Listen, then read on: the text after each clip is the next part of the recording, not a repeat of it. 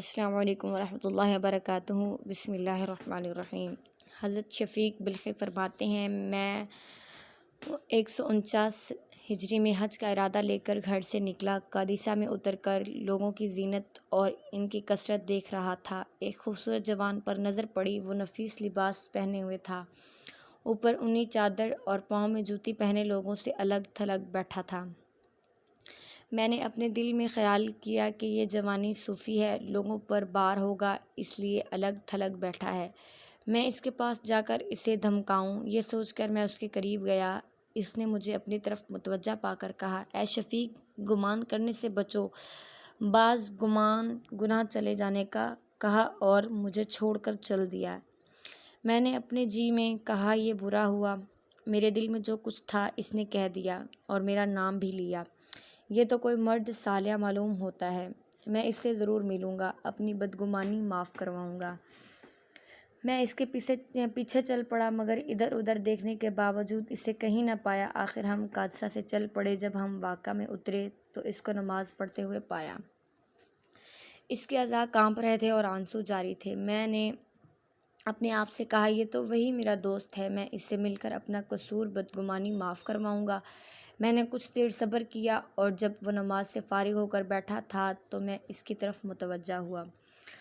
جب اس نے مجھے آتے دیکھا تو بولا، اے شفیق، یہ آیت پڑھ۔ ترجمہ، جو کوئی توبہ کرے اور ایمان لائے اور اچھے عمل کرے اور راہ پائے، میں اس کے گناہ بخش دیتا ہوں۔ پھر وہ مجھے چھوڑ کر چلتا ہوا۔ میں نے کہا، یہ جوان ضرور ابدال ہے۔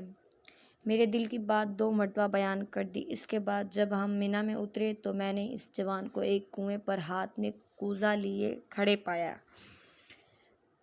اس کے ہاتھ کوزہ کنویں میں گر پڑا۔ میں اس کی جانب دیکھ رہا تھا۔ اس جوان نے آسمان کی طرف نظر اٹھائی اور کہا، خداوند، اے میرے مالک، اے میرے سردار، تو خوب جانتا ہے میرے پاس سوائے اس کے اور کچھ نہیں، مجھ سے یہ گم نہ کرنا۔ حضرت شفیق فرماتے ہیں، خدا کی قسم، میں نے دیکھا کہ کنویں کا پانی اوپر تک ابل آیا۔ اس جوان نے اپنا کوزہ لے کر پانی سے بھرا اور وضو کر کے نماز کے لیے کھڑا ہوا۔ جب ادائے نماز ایک ریت کے ٹیلے کی طرف گیا اور ریت اٹھا اٹھا کر کوزے میں بھرتا تھا تو اسے اپنی پانی سمجھ کر پیتا تھا۔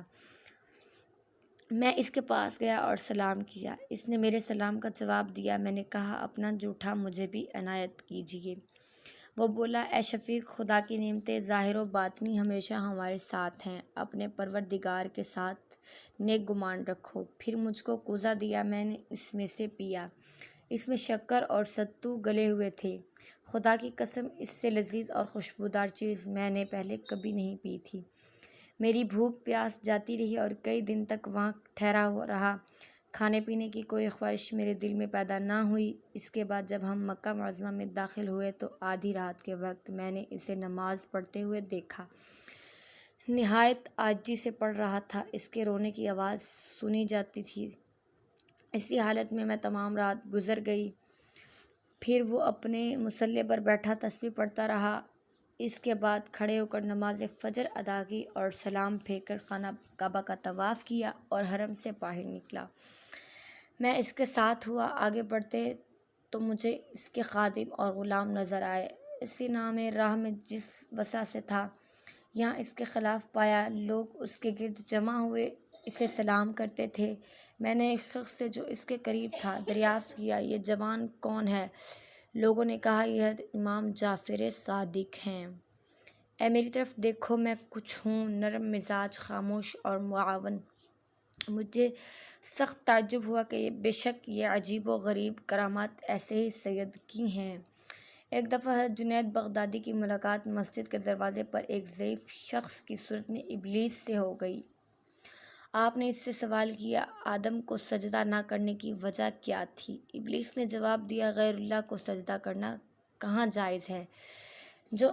اس جواب سے آپ سخت حیران ہوئے۔ اسی وقت آپ کو غیب سے آواز سنائی دی، اس سے کہہ دو کہ تو کاذب ہے، کیونکہ خدا بندے کو مالک کے حکم سے انحراف کی اجازت نہیں۔ ابلیس اسی وقت آپ کے غیبی احلام کو بھانپ گیا اور رفو چکر ہو گیا۔ اس کے گال لال سرخ ہو گئے، یوں لگنے لگا جیسے وہ ابھی اٹھ کر بھاگ جائے گی۔ حضرت ابراہیم بن ادھم بن بلخ کہ سلطان تھے تو رات کے وقت کسی کی چھت پر چلنے کی آہٹ انہیں محسوس ہوئی۔ آواز دے کر پوچھا، چھت پر کون ہے؟ جواب ملا، میں آپ کا واقف کار ہوں اور اپنے گمشدہ اونٹ کی تلاش میں چھت پر آیا ہوں۔ آپ نے فرمایا، چھت پر اونٹ کیسے آ سکتا ہے؟ اس بات پر آپ کو جواب ملا، آپ کو تاج و تخت میں خدا کیسے مل سکتا ہے؟ یہ سن کر آپ دم بخود ہو کر رہ گئے۔ دوسرے دن جب کہ دربار لگا ہوا تھا، ایک بہت ہی ذی حشم شخص دربار میں حاضر ہوا۔ اس کی آمد نے درباریوں پر کچھ ایسا روب ڈالا کہ کسی کو یہ پوچھنے کی سکت نہ رہی کہ وہ کون ہے، کہاں سے آیا ہے۔ وہ شخص تیزی کے ساتھ تخت شاہی کے نزدیک پہنچ کر کھڑا ہو گیا۔ پھر اس سے حضرت ابراہیم ادھم نے سوال کیا، تم کون ہو اور کس کی تلاش میں آئے ہو؟ اس نے جواب دیا، میں تو یہاں قیام کرنے کی نیت سے آیا تھا، مگر یہ تو سرائے ہے، اس لیے اب یہاں قیام کر کے کیا کروں گا؟ آپ نے فرمایا، بھائی یہ سرائے نہیں بلکہ شاہی عمل ہے۔ اس پر اس نے سوال کیا، آپ سے قبل یہاں کون آباد تھا؟ حضرت ابراہیم نے فرمایا، میرے آباء و اجداد آباد تھے۔ پھر اس نے اسی طرح حضرت ابراہیم ادھم سے کئی پشتوں تک پوچھا، پھر آخر میں یہ پوچھا، آپ کے بعد یہاں کون رہے گا؟ آپ نے فرمایا، میری اولاد۔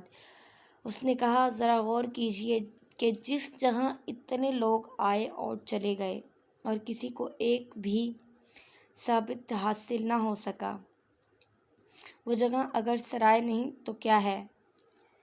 اتنا کہہ کر وہ اچانک غائب ہو گیا۔ ان واقعات نے حضرت ابراہیم بن ادھم کی کایا ہی پلٹ دی۔